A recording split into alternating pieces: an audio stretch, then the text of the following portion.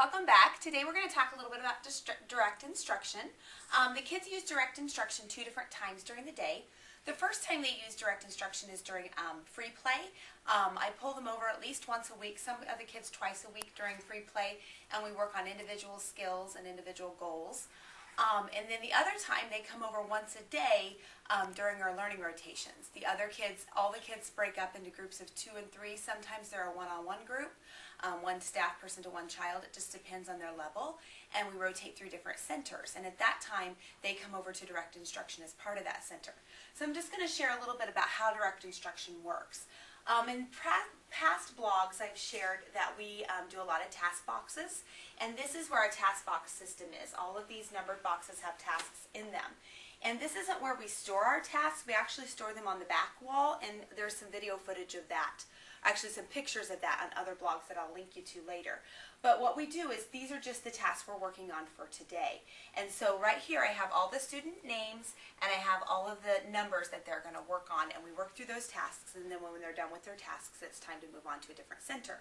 With that, I have all my data collection right here, all the kids' folders, so I can just pull each folder and write about how they did on their tasks or what we need to do differently on different tasks. So that's there. And then I also have I have a motivator box so that if kids need extra motivation, I have different snacks, stickers, stamps, things like that that they can work for. I also have markers, scissors, crayons, dry erase markers, and pencils and pens. Just things that I need on occasion during my direct instruction time so that I have that available to me.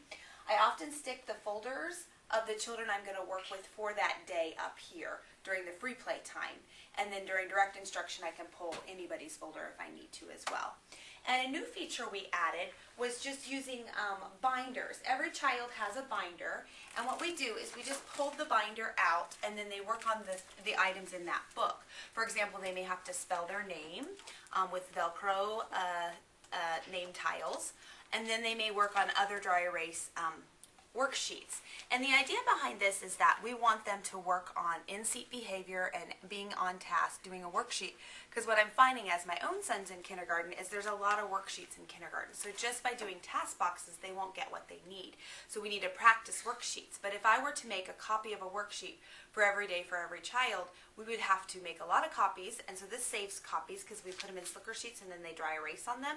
But it also helps because they need multiple opportunities to do each worksheet. So these worksheets get switched out as they master them. So it may be that a child stays on this worksheet for 2 or 3 weeks, or maybe they just one time through and I'm like, oh, we can move on to something else. Which leads me to a really nice point that I added this year, which really helps, is this table back here.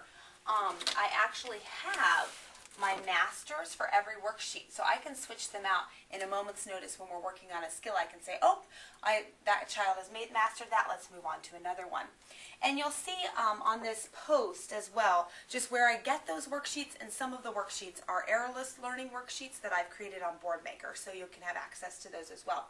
One more feature is that we added this year is that some of the students, when they come over as a group of 3, sitting at this table is too much. And so on occasion I'll have a kid that sits back here and I can still access, because I sit here and I can access all 3. And then sometimes even when we have a group of 2, this chair is better for kids versus sitting up here with their peer. And then even one of my kids, when he comes over as a group of 1, he even works back here just because this is blocked off from any other center and other noise, and so it just helps him learn and focus and attend.